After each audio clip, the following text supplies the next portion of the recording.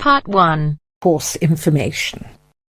First, you have some time to look at questions 1 to 5.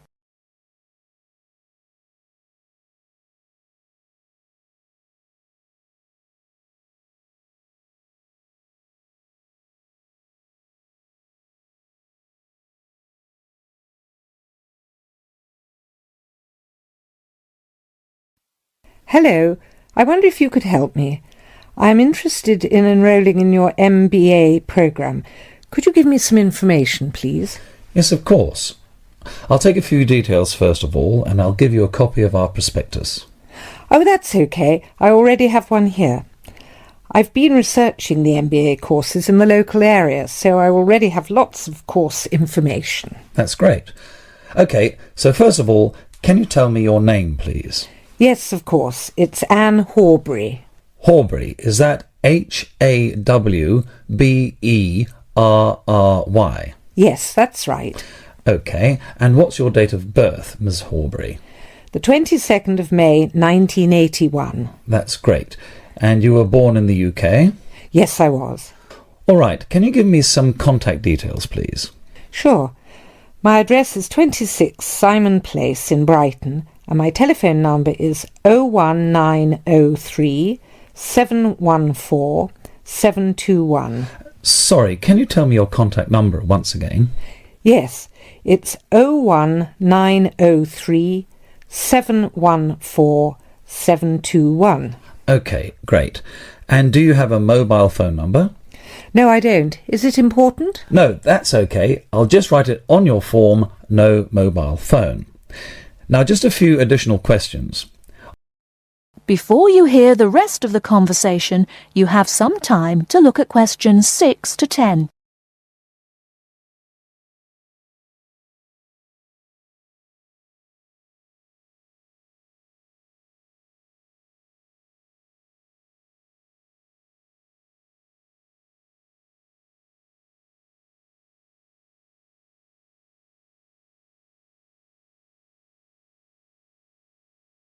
Now listen and answer questions 6 to 10. Are you working or studying anywhere else at the moment? Yes, I'm working for Lloyd Enterprise in the city as a secretary, and I'm also attending a computer course part-time in the evenings. Great. So can you give me some details about your educational background? We need to make sure that your qualifications match the entry requirements. Yes. I completed a business degree a year ago. I've been working since my graduation, but the job market is very competitive these days, so I'd like to do some postgraduate study now. OK, that sounds fine.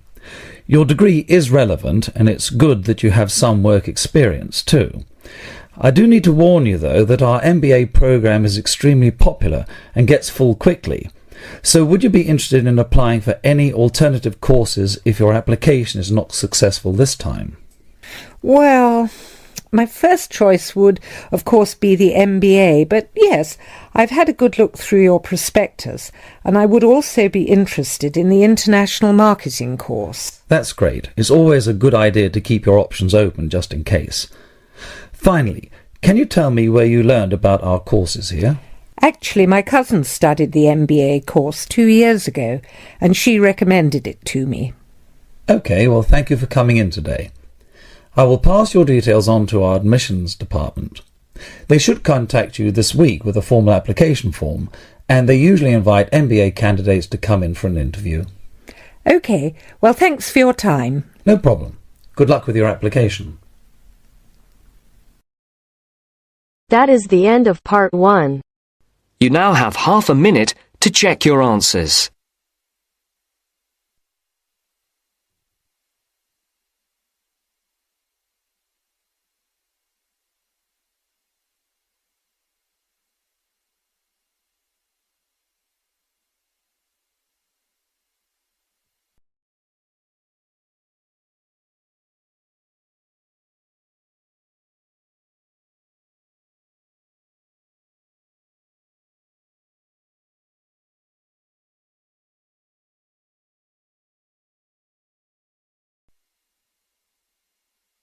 Now turns to Part 2. Part 2. You will hear a talk about young people living on their own.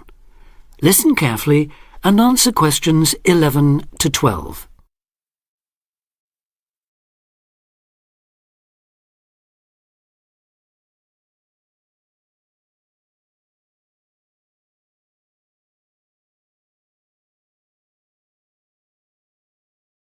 Listen carefully and answer questions 11 to 12. Loneliness is something we all suffer from in varying degrees, but young people living on their own can be particularly vulnerable. Many who leave the family home find they are less confident and have more difficulty in finding their feet than they expected. Often, going to work or study in another town or city will be the first time they have lived away from home. Although this may sound like an adventure for those dying to get away from the glare of the parental eye, for others it is a daunting prospect which generates apprehension, uncertainty and even fear. In fact, in a recent survey of over 1,600 people who had recently left home, 32% said that understanding and coping with loneliness was a crucial issue for them and made them feel highly stressed and distracted. An annual report by researchers last year recorded a noticeable increase in the number of individuals with homesickness, transition and isolation issues.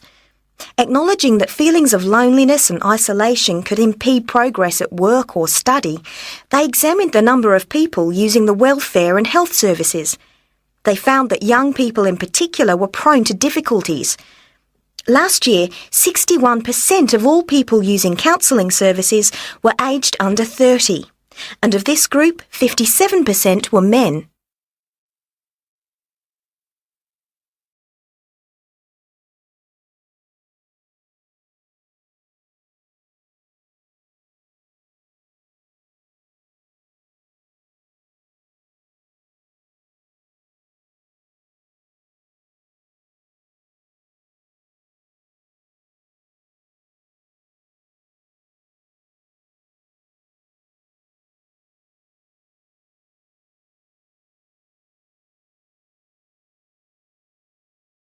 Now listen and answer questions 13 to 20.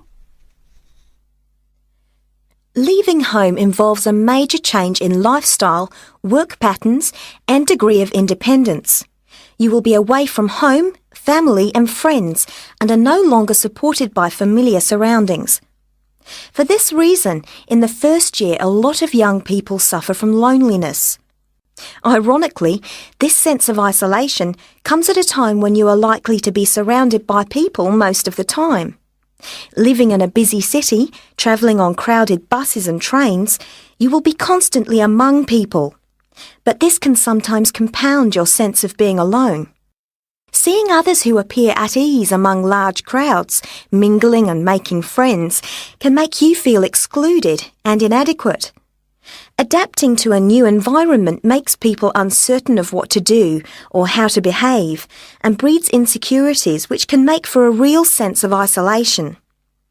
It is often those who are more used to being on their own who deal best with the transitional period of leaving home.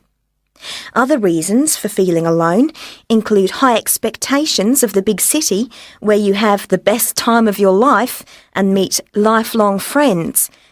It may be the first time you have had to make new friends since you started primary school, and perhaps you are reluctant or finding it hard to replace old friends whom you miss. There are also pressures to juggle work and socialising, which may leave you feeling left out.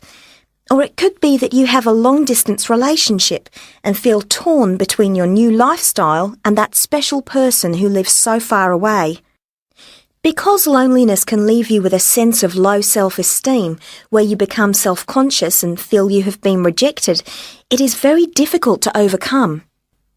You may be reluctant to even try and make new friends or take part in social activities, and will also find it difficult to say no to things, leaving you feeling exploited and weak. One of the ways of combating loneliness is to remember that it's not your fault, and that it's something everyone has to deal with, despite appearances. Counsellors advise those feeling lonely to speak to someone they know about their feelings. They also ask them to consider joining groups and societies and to get involved in activities which interest them as a way of meeting more people. Of course, overdoing it and jamming your schedule with too many things just to avoid being alone will not work. But meeting others with common interests may be a step forward. If you still feel like you need someone to talk to, you could try group counselling, where you will be able to talk to and receive support from a small number of people with the same difficulties as you.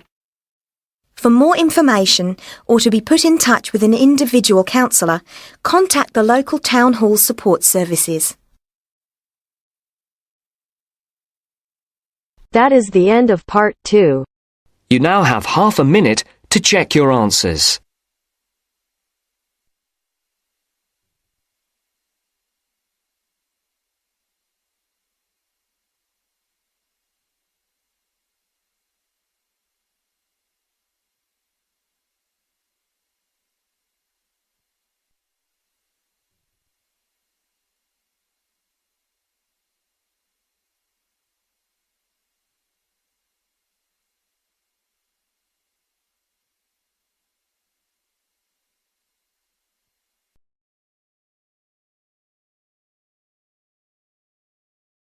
You will hear a conversation between two students working on a presentation.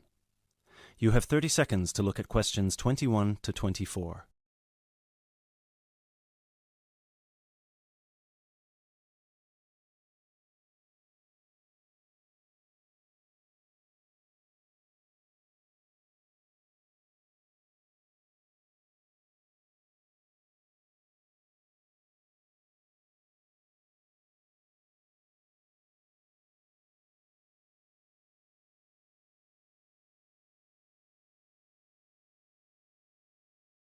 Hey Chris, thanks for coming. Are you ready to practice our presentation for tomorrow? Yeah, just give me a moment to switch on my laptop. There we go. Okay, what do you think? Wow, that actually looks really nice. Well done. So, I've put the title up here in the middle, Reasons People Move Out of Their Parents' Homes. I thought we could start with the general graph outlining why people fly the nest at any age, and then we could break it down to age groups and social or ethnic backgrounds before we get into how our findings fit into what sociologists say about leaving your parents' house and what the effects of the timing and the circumstances of your decision can be. That sounds good to me. So we can start with the bar chart here. Do you think they'll be able to read the tiny letters here? No, which is why we'll have to read them out to them. Okay, so we could take turns then. I'd start with bar A, which says that the number one reason that young people leave home is to go to college or university. Exactly. And then I'd go on to the second bar, which gives the number of people who said they felt smothered by their parents' control over their lives and decided to get their own house to avoid that. Right. Then in bar C, we've got people who found a job and decided that it was a good opportunity to move away because of their new income. Yep, and then those who didn't feel exactly smothered by their parents per se, but more so because of the lack of room in their parents' house and the fact that their parents were around pretty much 90% of the time. Maybe we should move this bar so that it can be next to bar B, since they seem to be quite similar to each other. Well, actually, that's why I kept them separate. But maybe you're right. They would lead smoothly into one another. So that means that jobs will now be bar D and bar E... Bar E is about those who moved because of their partner or spouse. Right. And then at the end, we've got those who are pushed to leave by their parents and those who left because of a conflict at home. I guess at this point we should mention that, as expected, we had almost 0 people reply that they left home because of emancipation or abuse, despite the fact that our study was conducted anonymously. Probably because the participants didn't feel confident enough to share such private details with us. Or maybe just because there was no one in our pool of participants with such experiences. Yeah.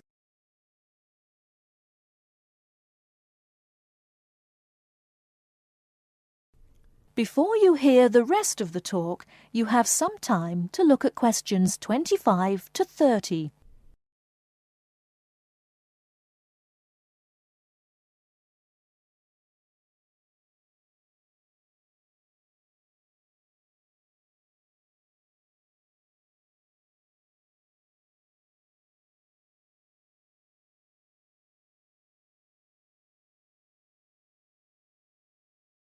Now listen and answer questions 25 to 30.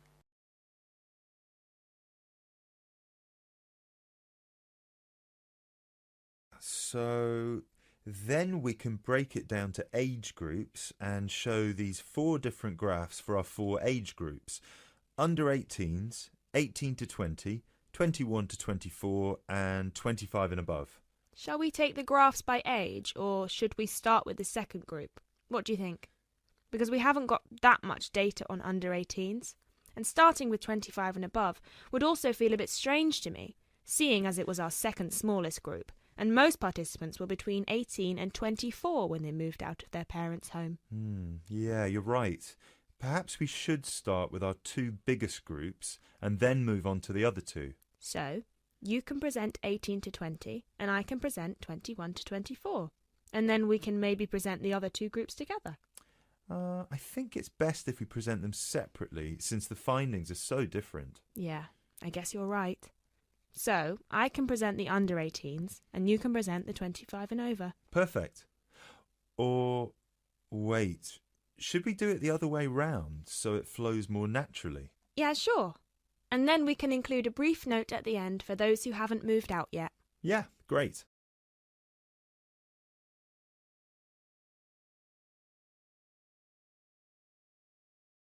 Excellent. So, then we can move on to the final chart before we get to the bibliography and explain what they said they found difficult when they moved out. Yeah, so we can say the biggest issue for everyone was finding a place to live, especially for those who didn't have a guarantor or didn't live in a student hall of residence. Yes, and that 30% of the participants also experienced some financial problems in the beginning, with bills and rent and food and everything. Right.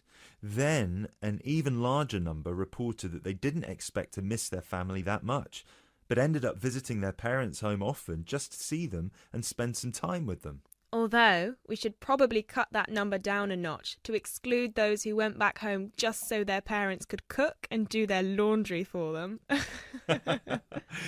Yeah, sure. Anyway, then we should finish off with the final issue, which was flatmates. Oh yeah, so we should say that a whopping 67% complained about the people they had to live with, and that they were often dirty and inconsiderate. Right. Great. So then we can move on to how our findings fit into...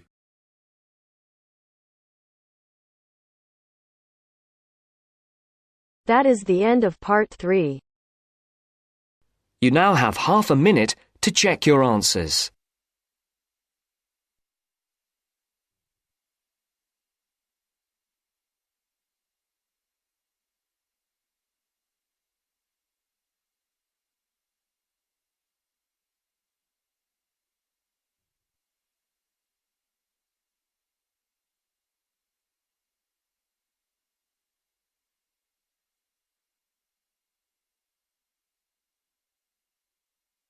Part 4.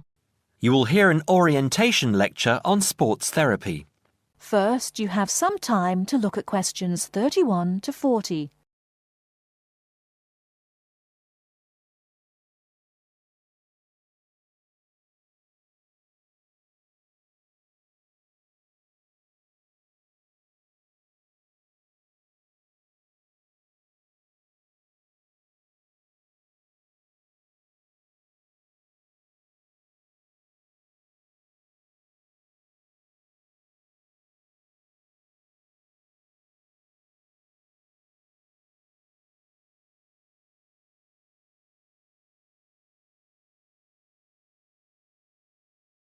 Now, listen carefully and answer questions 31 to 40.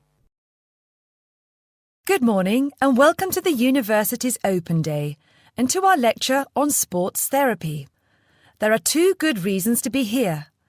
Firstly, you will experience what a university lecture is like, so take out your notebook and pen. And secondly, you will find out about the sports therapy programme. OK. So what does a sports therapy programme involve? Everybody in today's society knows the impact sport, health and fitness makes on the population's physical and mental health. Studying at Kent, will develop your understanding of the ideas and issues within the sports therapy, health and fitness industries. Sports therapy is one of the fastest growing careers within the sports sector. The programme teaches you all the specialist knowledge you need in order to work within these industries. This includes scientific aspects such as anatomy and physiology and sports psychology. You learn how to design training programs and lifestyle profiles for a range of clients and to understand the role of sports promotion and event management. The degree also covers the treatment and prevention of sporting injuries and the importance of referral programs. There will be a full description of these subjects for you available at the door when you leave this lecture. Now, just to talk a little about teaching and assessment. The programme involves taking part in and designing practical sports sessions, lectures, small group seminars and private study. On average, you have 6 lectures, 3 practical sessions and a 1-hour-long seminar per week. And you also spend additional time developing your coaching and theoretical knowledge in real-life situations. At Stage 1, the first half of the year is assessed by 100% coursework and observed assessments. A majority of the modules also have written exams within the final half of the year, with the rest practically assessed. Stage 2 and 3 assessment varies from 100% coursework to a combination of examination and coursework, usually in the ratio 50-50, 60-40 or 80-20. You're probably wondering what career paths you can take once you've completed this degree. Well, careers can vary from employment in health and fitness clubs, sports injury clinics, sports development within local authorities, or with national governing bodies of sport, working in community leisure or sports attractions, self-employed personal trainer or sports therapist. There are some requirements you need to fulfill to enter this course. International students can qualify with the following: school certificates and higher school certificates awarded by a body approved by the university, matriculation from an approved university, with a pass in English language at GCSE O-level or an equivalent level in an approved English language test, passing one of Kent's foundation programmes, provided that you meet the subject requirements for the degree course you intend to study, or an examination pass accepted as equivalent to any of the above. In order to enter directly onto a degree course, you also need to prove your proficiency in English, and we ask for one of the following: average 6.5 in IELTS test, minimum 6.0 in reading and writing, Grade B in Cambridge Certificate of Proficiency in English, Grade A in Cambridge Advanced Certificate in English, a pass overall in the JMB/NEAB test in English for overseas students, with at least B in writing, reading and speaking modules, a TOEFL score of at least 580 written test or 237 computer test. If you haven't yet reached those standards, Kent runs a foundation course for international students, which gives you a year's academic and language training before you begin on your degree. Right, that's about it. Any questions? That is the end of part 4. You now have half a minute